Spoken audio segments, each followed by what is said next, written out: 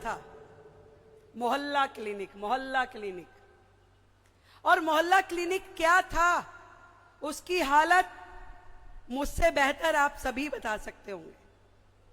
Road किनारे नालों के ऊपर एक पोटा कैबिन रख दिया गया, उसमें टेम्परेरी हेल्थ ऑफिसर जो दिहाड़ी पे इस प्रकार से रखा गया कि पर पेशेंट 40 रुपए मिलेंगे।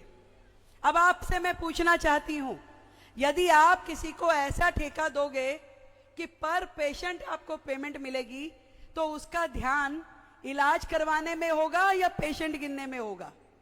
और कौन गिन रहा है पेशेंट जी?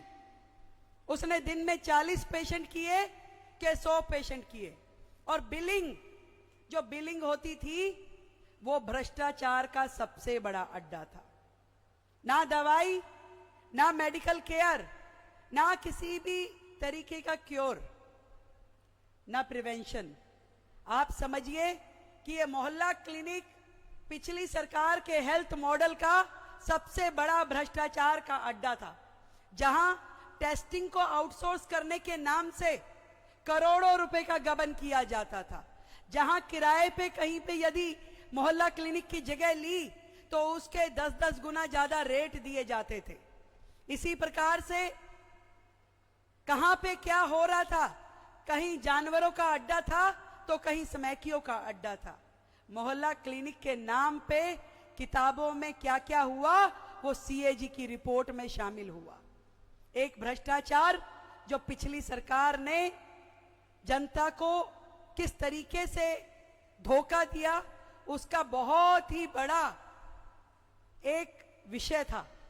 परंतु सालों से लंबित आदरणीय प्रधानमंत्री जी ने जो दिल्ली के लिए इतना बड़ा तोहफा दिया हुआ था, आज इस मंच के माध्यम से मैं बताना चाहती हूं, केंद्र सरकार ने दिल्ली सरकार को 2400 करोड़ रुपए की ग्रांट दी, केवल ये आरोग्य मंदिर खोलने के लिए।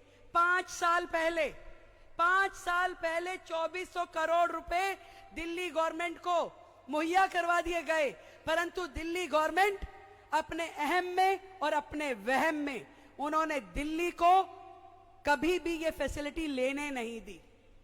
और आज जब उसकी मियाद पूरी होने वाली है, 5वां साल है, जब ये फंड लैप्स हो जाएगा, तो हमें जब ये सरकार मिली, इसकी जिम्मेदारी मिली, तो मात्र 8 महीने में इस फंड का उपयोग करते हुए जो 1140 हमें आरोग्य मंदिर सैंक्शन हुए हैं, ये बनाने का चैलेंज लेना पड़ा।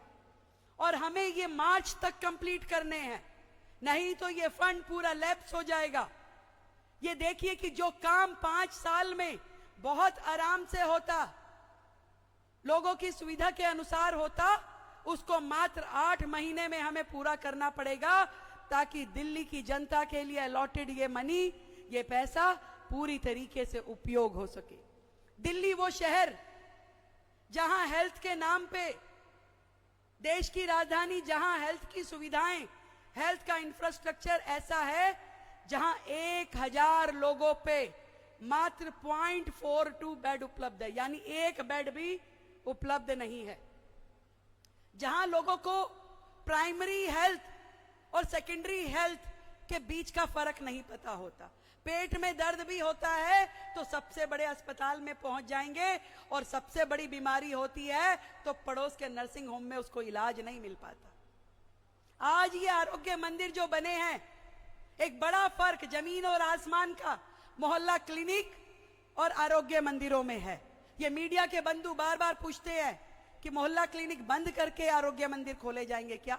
मोहल्ला क्लिनिक जो भ्रष्टाचार के अड्डा था, जहां जहां आरोग्य मंदिर खुलता जाएगा, मोहल्ला क्लिनिक को पिछली सरकार की झाड़ू के द्वारा ही साफ कर दिया जाएगा पूरी तरीके से।